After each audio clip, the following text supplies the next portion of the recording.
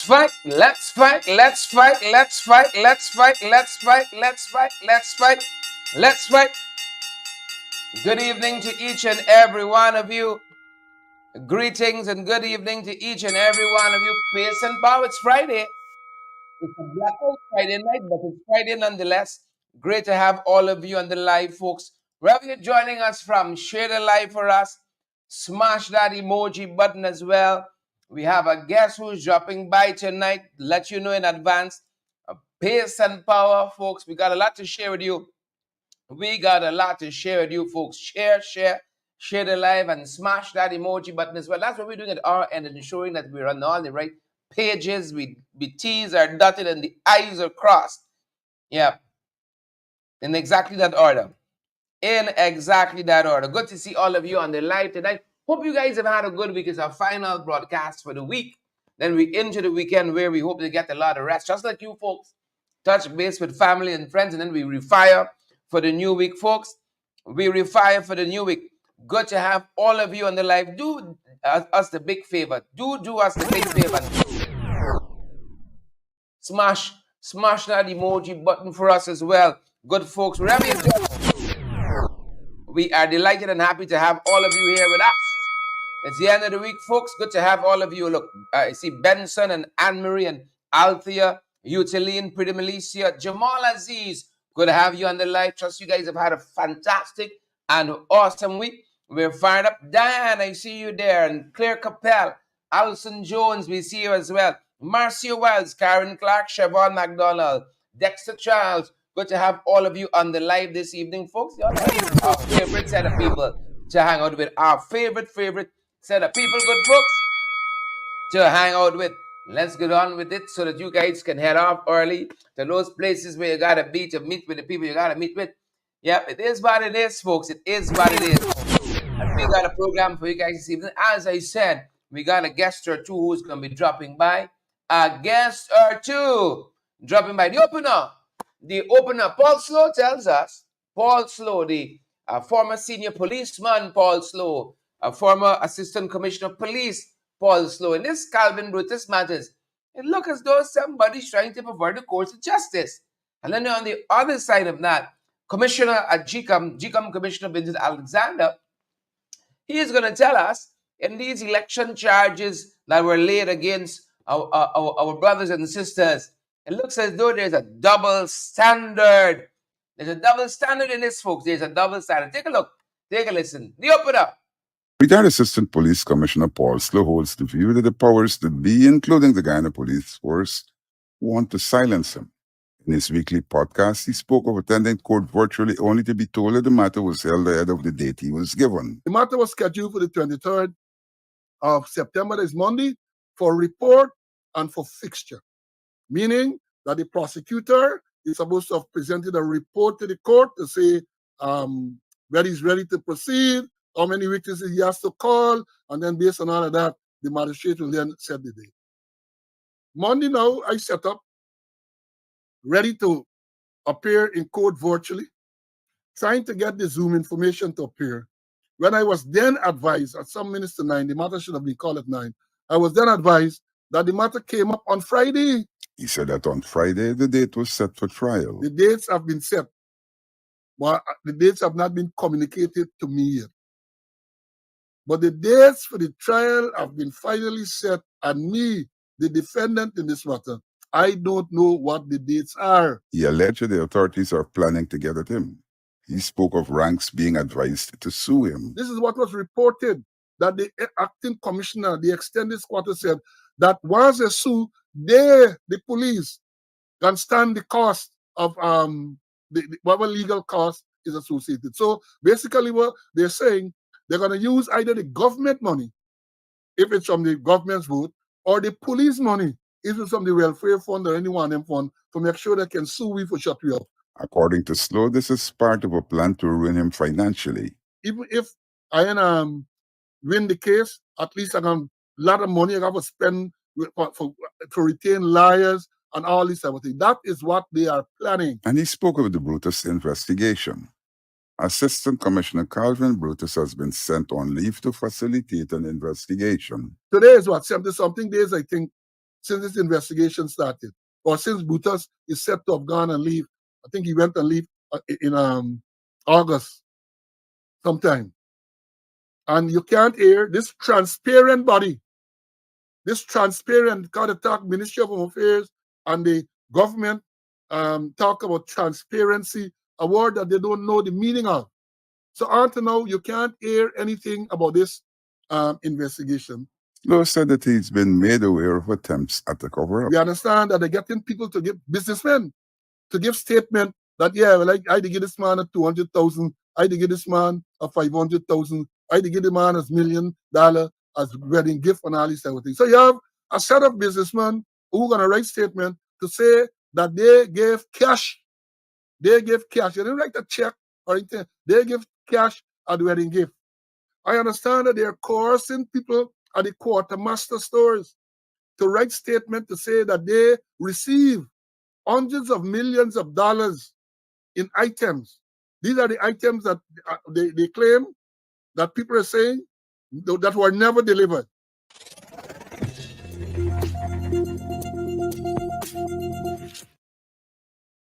Commissioner on the Guyana Elections Commission, Vincent Alexander, says that some of the evidence gathered during the recount of the 2020 elections may not have an impact on the charges leveled against some of the elections officials. Those charges are for attempts.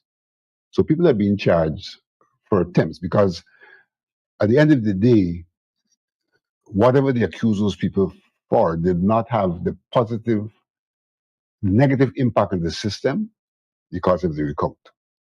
So people are being charged for attempts. On the other hand, he said that there is evidence to prove that certain things did occur. And no effort is being made to use that evidence. But people are charged for attempts. Given the fact that in the past, the chief elections officer was not charged for his attempt. The chief elections officer to whom Alexander referred was Gokul Budu. Budu allegedly attempted to falsify the electoral count, he said. The attempt was discovered by Alexander during the tallying of the votes. In 2011, there was a clear attempt, a documented attempt by the chief elections officer to give a false declaration in the favor of the People's Progressive Party. All the evidence is there. He was never charged. Alexander also recalled an electoral issue in 2006. In 2006, not for an attempt, for an actual allocation of a seat to the People's Progressive Party in Linden, when all of the evidence was provided to him prior to the allocation to show that he had come to a wrong conclusion, whether intentionally or otherwise, in relation to the allocation of the seat in Linden that went to the then Prime Minister, Sam Hines. He said that the powers that be are using their power to pursue their interests.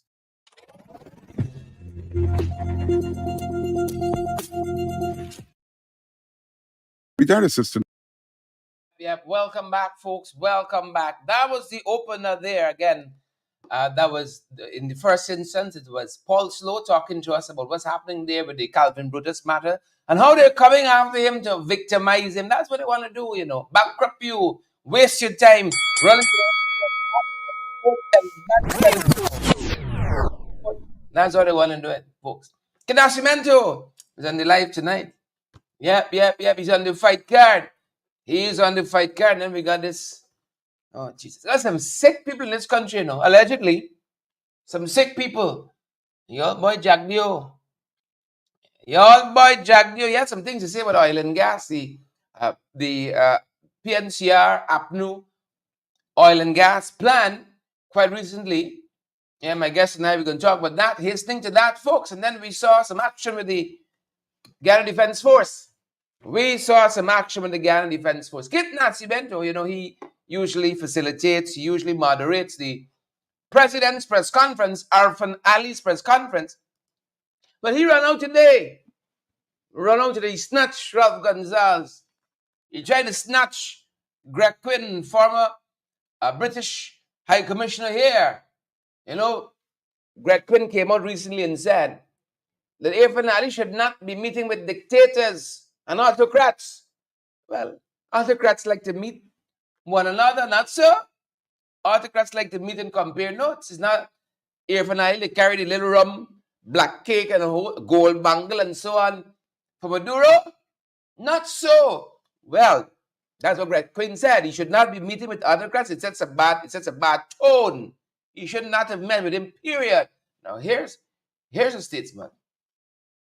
Here's an ambassador who know a couple things, right?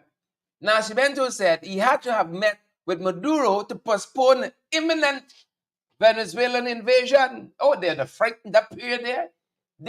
I've never seen Jaglio so afraid in my whole life.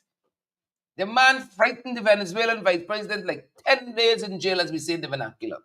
Frightened Delcy Rodriguez. Man, frightened Delcy for so. The man said, anytime now, look at that chip, the range changer Paul Drive. Y'all carry out this foolishness. Y'all carry out Ralph Gonzalez, and they'll be exactly there. And then he will then, Nascimento, that is, to Ralph Gonzalez. He said, Ralph, you have never said yet that Venezuela belongs to Guyana. You have never said that yet.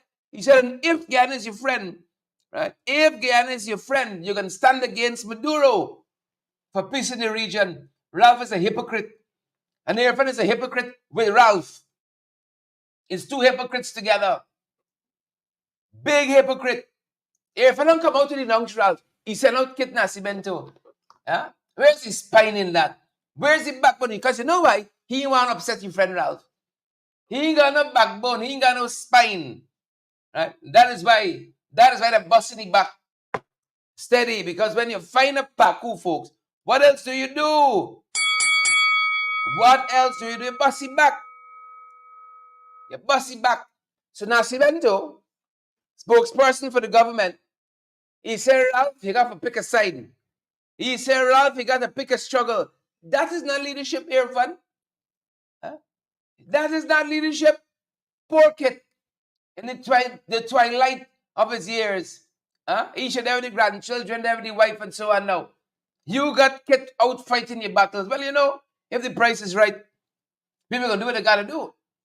Even kid is his age. He got to make a bread and eat a food. So he sent out kid now to do his dirty work. Folks, folks, you all see the spineless person. Where's the leadership on that? Where is the leadership? Well, that's happening, folks. We got other things. Other things brewing. Oh, we saw the chief of staff. What is the term he goes by now? There's a new term. Not chief of staff. Chief of the army. Whatever they call it.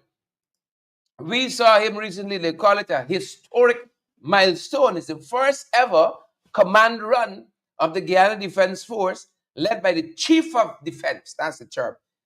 The new phraseology. Chief of Defense Staff, Brigadier Omar Khan, said the march was held earlier today, Friday, and was an inspiring display of unity and leadership in the army. Listen, people can give the chief of defense staff, then give you edge, right?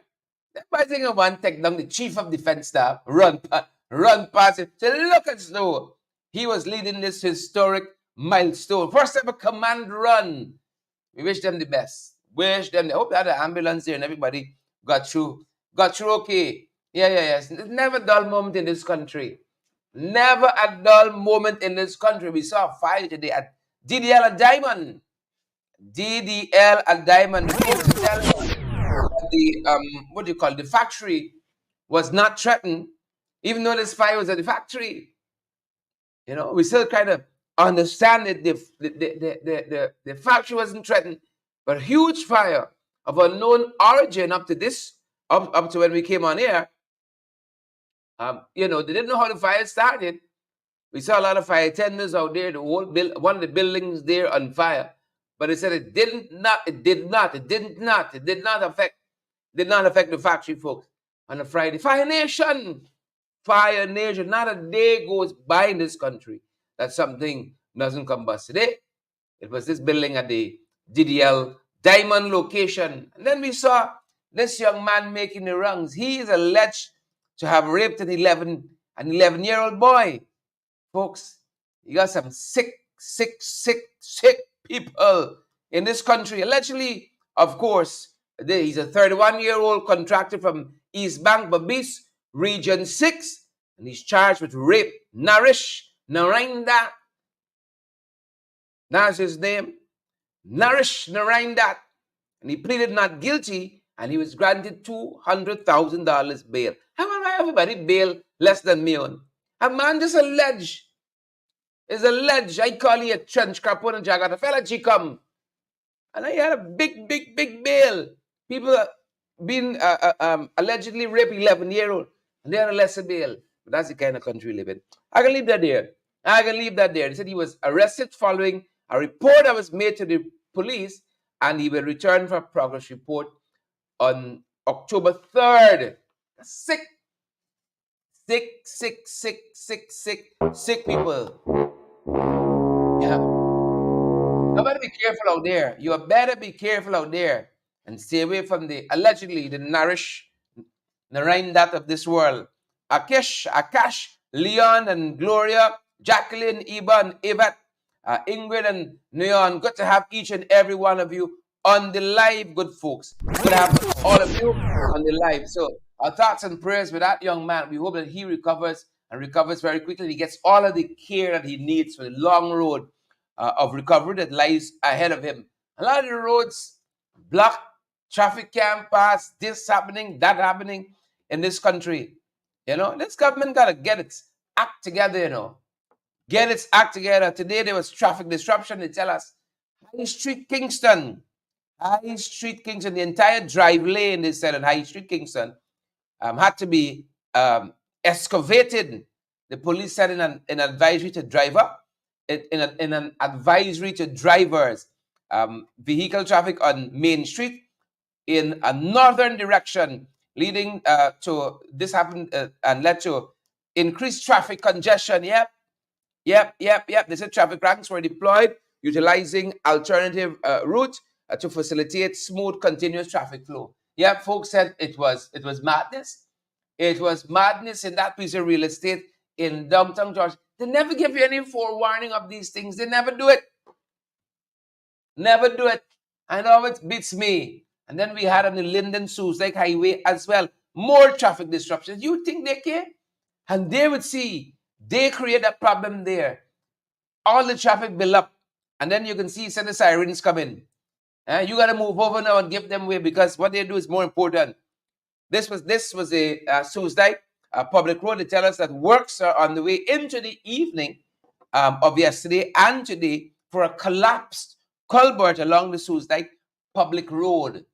Yep. And we know how important these arteries are and how put out people are by when they have this huge traffic buildup. You're trying to get home, and so whole set of cars and so on. You got a whole set of traffic you got to deal with. You know, God forbid you should need to get home in a hurry. God forbid you should have to be home in a hurry. Yep, look at some of the other things we're covering, folks. Some of the other things we are following. And I want to get to my guest. I am hastening as fast as I can to get to my guest. People are running from good. Why is the Equity, is it Equity?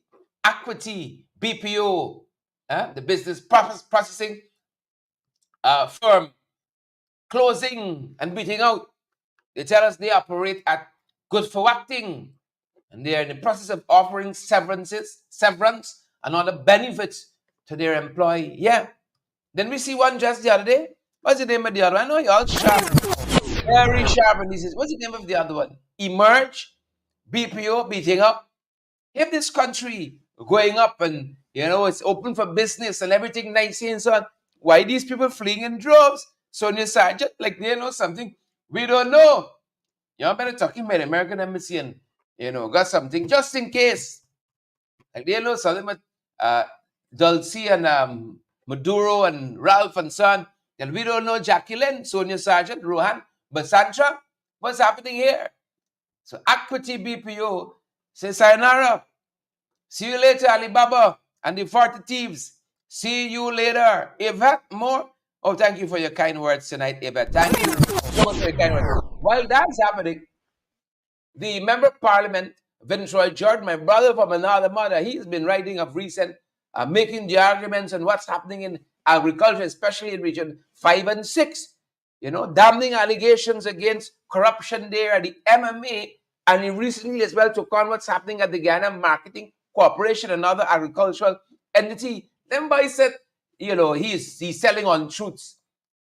He's misguided, he's misinformed, and so on. And yet we see an audit has been launched for the MMA ADA.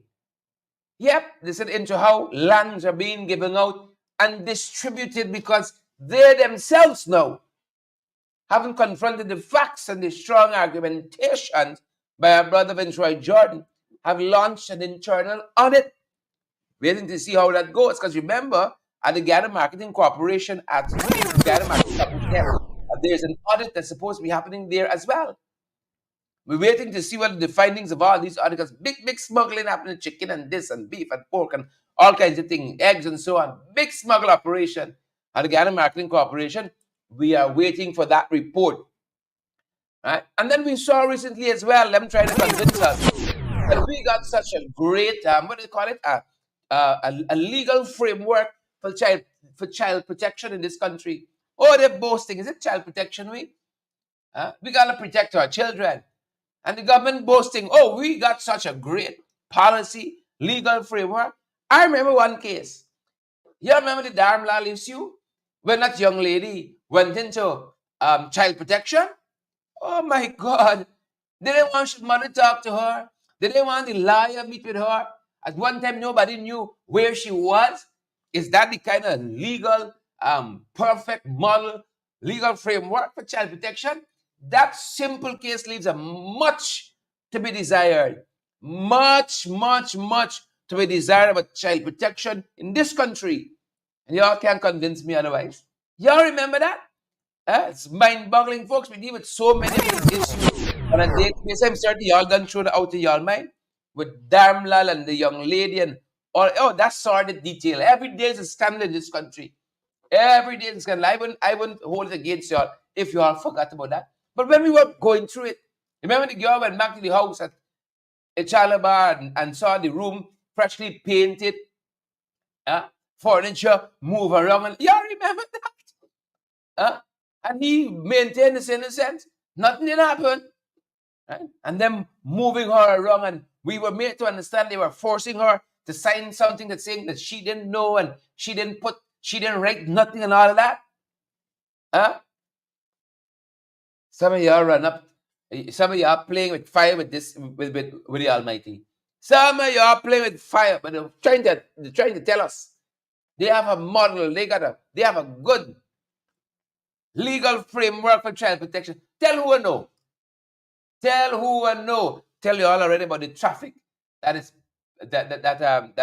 people are being inconvenienced, all the blockage in road here, road there, bridges falling apart in the East Coast, Suez Dyke, everything given away under this administration. It's a set of cross, it's the cross. That's what I want to tell you all. They are crossed. And I didn't tell you all, Ali going to UG. He dropped it in second year. He's also going to be at the he's also going to be addressing the next parliamentary sitting. Parliament recess ends on October 10th, and sometime thereafter. And he's going to be addressing the National Assembly on the cost of living. Well, addressing the Parliament when the President is there, sitting in Parliament. He's going to be addressing the Parliament on the cost of living. I remember we brought several motions. This is the parliamentary opposition on the cost of living. It was never urgent. Was never urgent for the cross Mansour. It was never urgent. So you could imagine my surprise when I hear that Ali going to talk about the cost of living. You could well imagine my surprise. You see why these folks are hypocrites? You see why these boys are trench capos? This is the kind of, they say one thing and then they do something vastly different. Vastly different. Now he's going to talk about the cost of living and measures that they're going to use to implement and a whole manner of things. That being said, folks, that being said, the People's National Congress reform a partnership for national unity, unveiled an oil and gas plan recently that has been met with critical acclaim. Right? Jagdeo himself said, in some places it's almost biblical, he said. But he didn't find it was substantive enough. Of course, we didn't expect him to say anything different. That being said, tonight, folks, I'm privileged to have the expert on oil and gas. Now, our cantor, Jagdeo, he's pretending to be an expert. Real expert on oil and gas and all things petroleum. The one and only Dr. Vincent Adams. Yep, here with us tonight. Dr. Vincent Adams, welcome to our broadcast. And I want to say, first and foremost, thanks for joining us in such short notice, knowing the busy schedule that you keep. We wanted to have your own insight on this oil and gas plan that has been proffered by the People's National Congress Reformer Partnership for National Unity. It's an important plan. No less a person than the Vice President himself weighed in on it. We have always argued that APNU is great at doing feasibility studies. And we're going to talk about it. We can perhaps frame it within the context that he has proffered. He said, on one hand, it is almost biblical to some folks, to use his words, biblical to some folks, and on the other hand, it offers no substantial strategy. So we have varying the two extremes of it, in which we can frame our discussion. As I said, this is an oil and gas plan that's been proffered by the PNCR, and the APNU, and it covers a number of areas, a number of things. It proffers an advisory team formation, a petroleum commission, legislative review, anti-corruption measures. It talks about safety and environmental stewardship, economic analysis for strategic planning. It goes into educational investment, foreign policy, a very, very broad oil and gas plan here put forward, as I said, by the PNCR APNU. What are your own thoughts broadly on this plan, a first, second reading, perhaps? Well, first of all, I don't think anybody takes the vice president seriously anymore, because obviously this plan here, it's not only that it's broad, it's very broad, but it's also very in depth. You know, the vice president, not that I expected anything different, because this is the same guy who's been bashing the PNC over its head about, well, where's your oil and gas plan? I don't think he expected it. I think he was just bluffing and thinking that it was never going to come, and now it has arrived, and he's coming up with all kind of silly description of it. But the one thing that this plan has, and I think that's what's getting under his skin, this vice president doesn't know anything about planning and doing anything in a structural manner. And if you go through that 20-point plan, it's very structured and coherent. It starts, first of all, with establishing a high-powered technical team to advise the government. Now, we know that there are no technical advisors to the PPP. There's only one advisor and one administrator and one dictator, and that is the vice president. So there's no technical basis for anything that they're doing.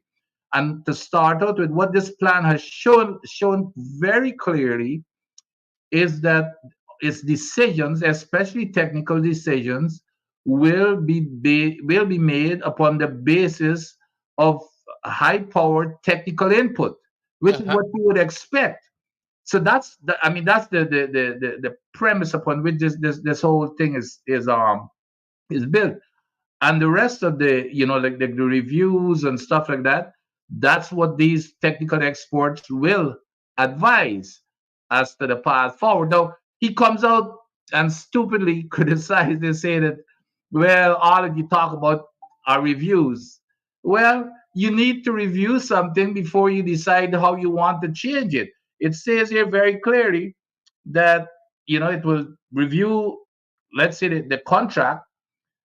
These technical folks will review the contract to know what's in it, and then they would advise what needs to be changed. you need to know what's there first before you can decide how you change it. So he's calling it, well, it's reviews, it's audits. Well, we know that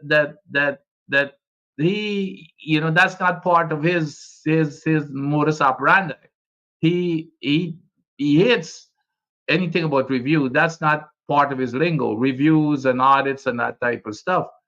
Even we all know he doesn't do like EIAs. He doesn't do feasibility studies. Correct. Well, it is That clear he says here PNCR APNU does too many studies. that All these yeah, studies.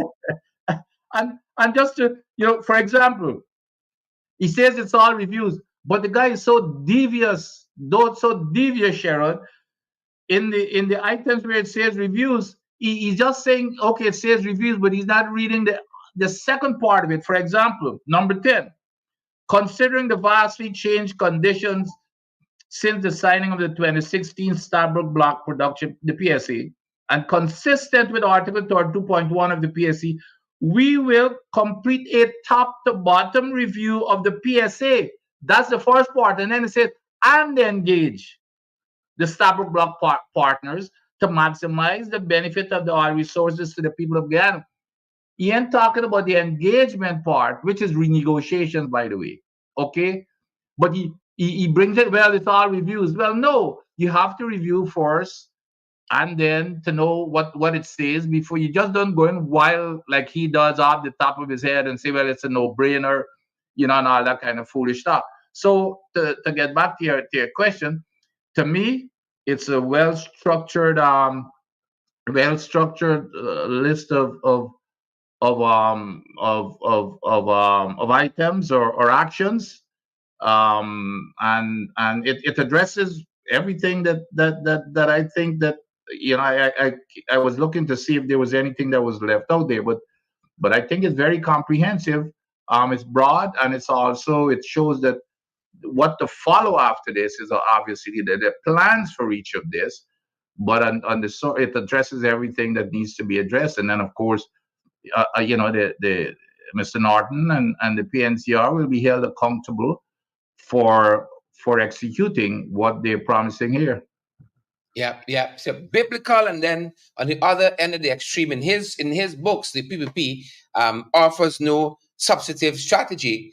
But on that very note, you talked about the fact that Jadvio is a one-man show. He don't like no competition. There's a Yep. minister, for instance, of natural resource, and he usurps that entire sector. He's the only czar there. In this 20-point plan proffered by the PNCR APNU, they talk about having an advisory committee for the government. He calls your name here. He said that can be on this committee here. You might be heading this committee. What are your I thoughts? no, I think I run around in Jagdio and Gail Tashir. I think they I'm like a gremlin in their heads. Yeah, Um, living rent free. yeah, yeah, because you see, the thing is, Sharon, they cannot deal with competence. They're what their world is to forget about competence. Their world is all about putting money in their friends and families' pockets. That's all it is. So they have no interest in the development of Guyana or in the development of the Guyanese people. So when people like myself, and I'm sure he probably has a whole lot of other people in mind, as we hear every week, but when you hear people like people who are knowledgeable in these subjects and bring forward our ideas, he tries to discredit it. And he takes advantage of the situation where, for example, in oil and gas, the limited knowledge, because it's something new to the country, the limited knowledge of the people in this area. So he comes out with these wild statements that he makes, and irresponsible statements to discredit critics who are knowledgeable and who make sense. So yeah, he brings up my name, but it's an honor. In any case, it's an honor for me to be talked about in being part of such a high caliber team. When you read the list, and that's what it says. It says will constitute a distinguished advisory team of professionals, including. So if I'm being considered there, it's an honor to me to serve my country, and especially that level where I can bring forth productive analysis and to help the country rather than, especially when, in preference to what I want to say the government, but of course the government is the same as Jagdeo, to what Jagdeo does, which is True. just pull stuff out of his, out of his wherever, and go with it rather than doing something as structured as this. But I would like to see until now, and they're the ones who are in the government, but nobody knows what their plan. There has never been any plan for the oil and gas, industry. None. And he's in government. They should be the ones with the plan. There's no structured planning.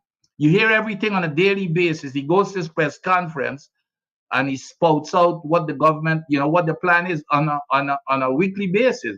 That's their plan. Where is Jagdeo's plan? Making it up as you're going along. Making Make it it up up as as you're you going go along. along. Yeah, yeah. And, as part of that non-existent planning, in this 20-point plan from the PNCR APNU, it talks about tackling corruption. Now, you have that infamous case of Mr. Gosai at the Ministry there of Natural Resources and his own interaction with Exxon, minus the ministry. They said they didn't know he was, pursuing bringing down the cost of that was associated to an audit being done of Exxon and all of that. And he basically got a slap on the wrist. I think he got Yep. a month pay deduction, if any pay was deducted at all, a little slap on the wrist. What is being proffered in this plan is a very structured way in which you would have an inspector general, as it were, who has broad scope in terms of keeping people in line, especially where corruption is concerned in the oil and gas sector. Yeah. Well, going back to the government employee and the auditor, but I heard also it's also being alleged that it may appear as if he got a slap on the wrist, but I heard that the man was sent to do his PhD, I think, or something. So he was given a plus. He was given Yeah, he was given something for his efforts. yeah, that's what that's what I heard, and the allegations are. But if you notice, Sharon, the man, when he was going down the list, he said, "Oh, I don't see anything new here." Right? He said that this here is just old stuff. Well, I don't know, and I think it's number 3. That no, was it number? Which one talks about? Number Yeah, 3, I think it is. yeah, number 3, which gets to your question. And let me read it for the audience. It says to eradicate corruption and unethical conduct by the government and contractor officials, we will institute an Inspector General's office with a 24/7 anonymous hotline to invite the public in reporting any knowledge of appearance of corruption. And the IG office will adequately be resourced and vested with the authority to conduct independent investigations and where necessary recommend prosecutions. He never read that one, but I'm sure it has him now sweating, because this is obviously something that he would, you wish he could erase it off of the paper, because this is what he would not, he did, well, he would never do this, but this is targeting people like himself. And even more than that is to get the public involved, because the public sees and hears a lot of stuff, but they're afraid to come forward. So when you have this anonymous hotline, anybody could call in, and even if it's not factual, the IG office would still be required to conduct some kind of an inquiry and investigation. And if it turns out to be, not true, well, they move on. And even the target would not even be informed. I'm very familiar with this process. That's like we have in every single government agency in the United States, there is an Inspector General's office that is independent of everybody else. And when they're conducting their work, nobody knows, including the target. So this here is one of the key tenets of this entire plan here, is to stamp out corruption, because this country will never get any place, regardless of how much money oil and gas brings in, if we cannot stamp out corruption. And just as a reference point, Cheryl, the reason, if you notice, there's a lot of oil producing countries that, like Nigeria and those places, with all of the money that came in, they're still poor. But then there's some others that became rich only off of oil. Norway is a good example. Look at Saudi Arabia and all those countries in the Middle East. All they have is oil. They don't even, they don't have, and just share sand, oil and sand. However, they have become the richest country on the earth. And you know what the one common element is? No corruption or minimal corruption. And when you're caught being corrupt, you are held accountable for it. So that is the one thing that I think is going to make a difference as to where this country go, in terms of becoming rich, and for everybody to feel the wealth of the country. Not only those, the corrupted ones at the top, but for every individual to get a fair share. Yeah, and on that very note, of having a fair share, these oil blocks got contracts that relate to them. And we know one of the things that Guyanese have been very strong on in terms of Guyanese getting a fair share is the renegotiation. I know you did mention it in passing earlier. Renegotiating, for instance, the production sharing agreement of 2016. But we don't see that word feature here in this 20-point plan. I don't know if you may have seen it. Maybe it's my eye, but we see the word review used a few times. What are your own thoughts with the renegotiation of the or the use of that word or non-use of that word in this 20-point plan here? Well, we all know that leader of the PNCR, Aubrey Norton, has been, he's not been, for whatever reason, and he's much more versed in politics than I am, but he's not been wanting to use the word renegotiate, even though his language has clearly indicated that he will renegotiate. And again, this the language in number 10 says exactly that without mentioning the word renegotiate. And it says very clearly, considering the vastly changed conditions since the signing of the 2016 Stabroek Block PSA, and consistent with Article 32.1 of the PSA, we will complete a top to bottom review of PSA and then engage the Stabroek Block partners to maximize the benefit of the oil resources to the people of Guyana while ensuring a fair share of profit for the Stabroek Block partners. I think it's a very good, if moderate statement, if you will, without mentioning the word renegotiate, because a part of renegotiate touches a lot of buttons.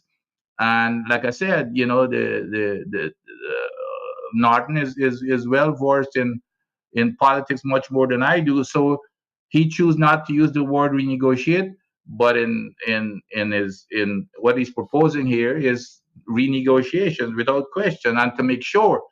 And the key is to make sure that the Guyanese people benefit, but at the same time, to be fair to the investors. And I think it's a fair language.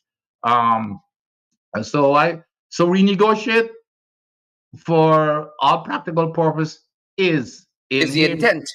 The intent. That's right. You see, that's why I like people like you with a legal mind. The intent. That's exactly right. That's the exact word. The intent is clearly stated here. So yes, it does address me, because I've seen it already, where some of the PPP acolytes are already saying, well, where is the renegotiation? They're not talking about Jaglio, who said he was going to renegotiate and then backpedaled when he got in. But now, yeah, they're already starting saying, well, there's nothing there but renegotiation. Well, here it is, plain and simple, in item number 10, that he is planning on renegotiating the contract. Yeah. As we are talking here, for those of you now joining us, about the 20-point oil and gas plan of the PNCR APNU. Dr. Vince, I know you're on the Alliance for Change Oil and Gas Committee. Is the Alliance for Change planning to develop a similar policy? Is that part of the thinking of the Alliance for Change here? Is there an oil and gas plan in the Alliance for Change? Yeah, well, we are. As you know, and it has been made public from the time the leader of the AFC, Nigel Hughes, became the leader. He mentioned it very clearly. In order to recuse himself, you can accuse a conflict of interest, and in order to recuse himself from anything to do with the oil and gas, he moved himself aside and he appointed an oil and gas committee in the AFC. I happen to be part of that committee, and we are, yes, working on something similar to this. Um, and we have announced, by the way, in our weekly press conferences, that we will be rolling out such a plan. Now, in terms of a difference, I don't see a whole lot of difference in it. There might be a tweaking of words here or there, or maybe a few, maybe a few additions if anything was left out of here. But I don't see much of a difference. The whole foundation of any oil and gas policy is here. So that there's only so much in oil and gas that you can have, so much approaches or plans and policies that you can have. And I think this here was well captured, on the first look of it. So yes, we are coming out with it, but don't look for anything that is going to be any way different, except that there might be some difference in articulating it. Yeah. So overall, you what grade you would give this oil and gas plan out of the PNCR up to? Definitely an A plus. Definitely an A plus, and I think that's what the vice president can handle. He's not used to, like I said, anything that looks too structured and too organized, and looks as if it has a sound basis, because that's not the way he operates. He operates off the top of his head. Just as you go along, you make it up as you go along. That's what he's used to. So he's Yeah, not used to seeing anything that this structured.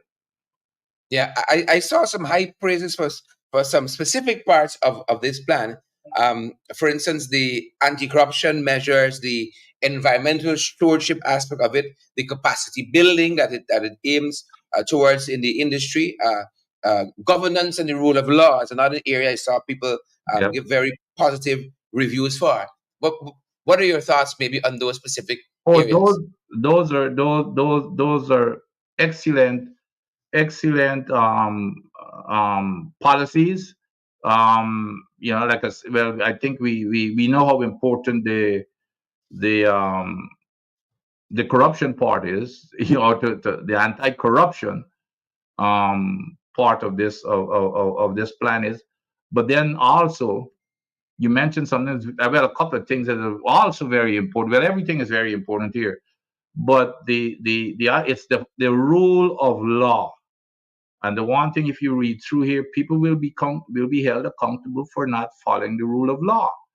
And I don't know if you know it, but well, it's so happened that I was, um, for some information, it was a meeting up in Capitol Hill in Washington D.C. just a couple of months ago, and I was invited. You had a couple of congressmen, well, a congressman and a congresswoman, and the congressman, by the way, was Jackson, Congressman Jackson that we came to Guyana, and the lady was the lady from the Virgin Islands. I can't remember her name, but anyway, but it was revealed there by I think the World Justice Project, and they're the preeminent group that looks at following the rule of law, and they score countries. For 2023, Cheryl, Guyana was placed 76th out of 142 countries, 76th when it came to following the rule of law. Our score, our score was 0.5. which means it's like you getting 50 out of 100. I don't know if that's a F or it's an F minus. I know it's definitely not even a D. So it's an F or an F minus. So that's where we are in terms of following the rule of law. And the rule of law, by the way, again, it's we talk about the infrastructure. This government is focused on the infrastructure because of one reason. We put 58% of our budget into infrastructure. And that's the old paradigm where you build it, they're gonna come. That's old. Um, it's education in terms of developing a country and for sustainability. Without question, it's education. You know what's number two? Number two is following the rule of law. Mhm. Then infrastructure is three. So these guys, they've got it backwards. So that's the importance. Yeah, You see, you don't yeah, pay attention to something like the rule of law because you can't touch it and feel it. But it has some impacts that drives everything else. So again, they've covered it all. And the other thing that you talked about there is building capacity. This here is critical, Sherrod. This here is critical because we've got to look forward to our long-term sustainability, building capacity. If we do not have the capacity, right now we're relying on everybody come, Exxon, whatever Exxon tells us, that's what we do. They're driving, I always say they're basically running the country because nobody is there to push back. When I worked for the US government, the one thing that we had to do is to make sure we had more firepower than a contractor such an Exxon and them have. So we invested heavily in building capacity. So again, it looks, like I said, I can't find any fault in it, to be honest. So they've covered, to me, it's covered all the corners. Um, yeah, yeah. yep. As the average Guyanese engaged this 20-point plan on oil and gas from the PNCR APNU, what should be their own takeaway um, as to what a plan like of this substantive nature seeks to do long term? Well, and we've covered some of those, but the most fundamental thing is that the decisions, because remember, my fellow Guyanese citizen, remember that when you make decisions, those decisions affect you, every single Guyanese, and your well-being.